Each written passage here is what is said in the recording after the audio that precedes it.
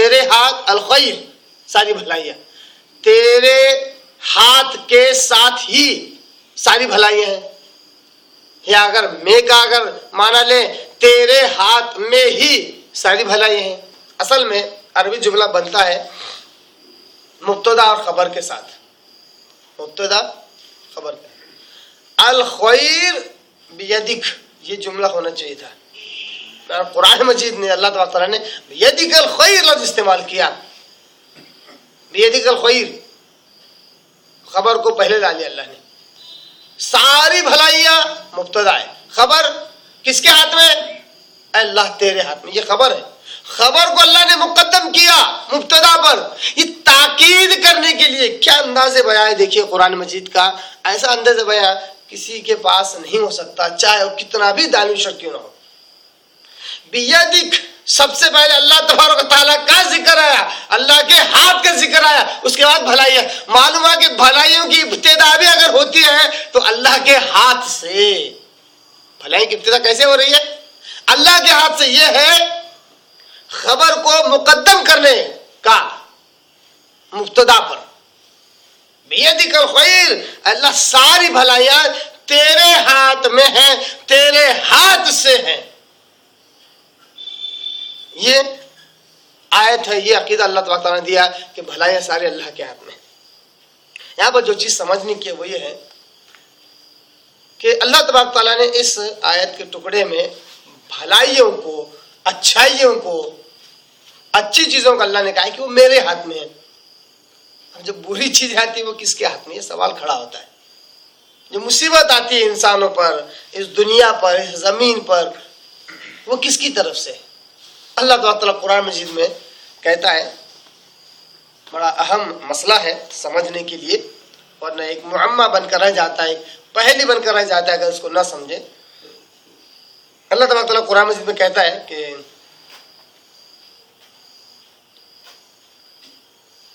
یا ایھا الناس، اے انسانوں. آیت کے الفاظ ذہن میں نہیں آ رہے کہ اے انسانوں تم پر جو بھی مصیبت آتی ہے، وما اصابکم من مصیبت، کیا کہتے ہیں اللہ تعالیٰ؟ سورہ شورى کی آیت ہے، وما اصابکم من مصیبت فبما کسبت ایدیکم ویعفو عن کثیر. اے انسانوں تم پر جو بھی مصیبت آتی ہے وہ تمہارے کیے گئے گناہ کی وجہ سے. ویسے تو اللہ تعالیٰ تمہارے بہت سے گناہ معاف کر دیتا ہے، تو برائیوں کا آنا اس میں انسانی عمل کا بھی دخل ہے، اور بھلائی کا ملنا یہ خاص اللہ کا فضل اور رحمت ہے.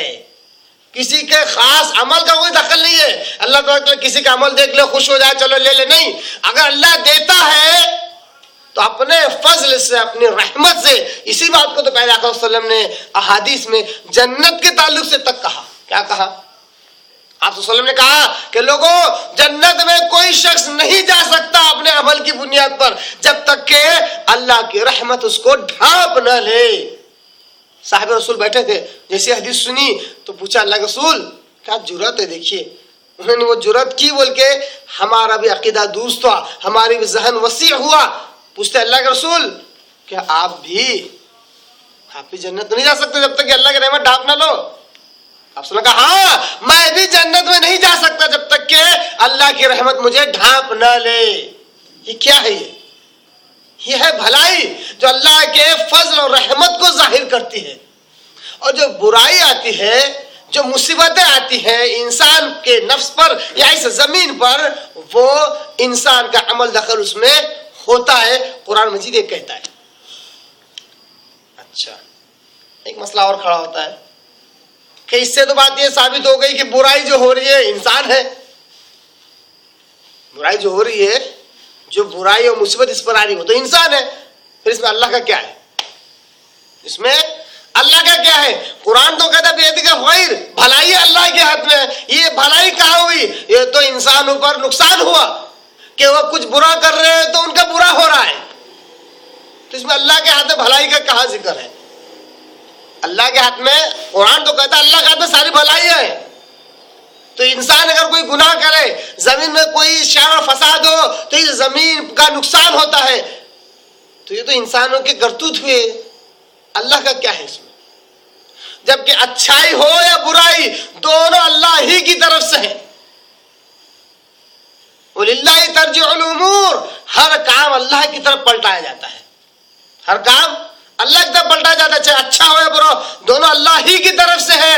مگر حیرت در حیرت، احسان در احسان اللہ تبارک تعالیٰ کا انسانوں پر، اس زمین پر، اس کائنات پر یہ ہے کہ اللہ تبارک و تعالیٰ جہاں اچھائیاں انسانوں پر دے رہا ہے، وہاں اگر برائی آتی ہے یقیناً ان کے اعمال کا نتیجہ ہے.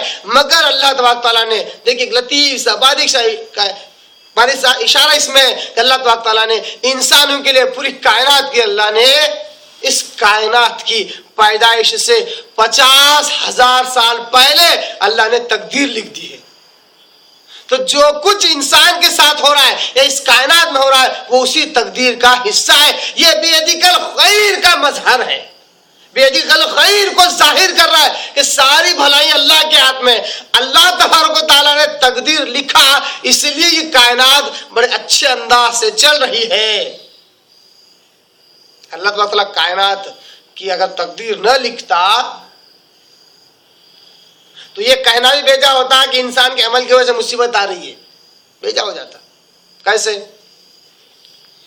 اللہ تعالیٰ نے قرآن مجید میں کہا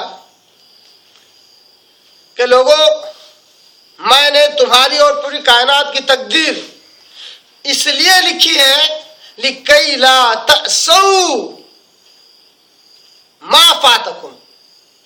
میں نے تمہاری تقدیر، تمہاری اور کائنات تقدیر اس لیے لکھی ہے تاکہ اگر کوئی چیز تم سے کھو جائے تو تم اس پر افسوس نہ کرو، اگر کوئی چیز تمہیں مل جائے تو اس پر خوش نہ ہو. اب دیکھیے انسان پر مصیبت آئی، انسان پریشان ہوا،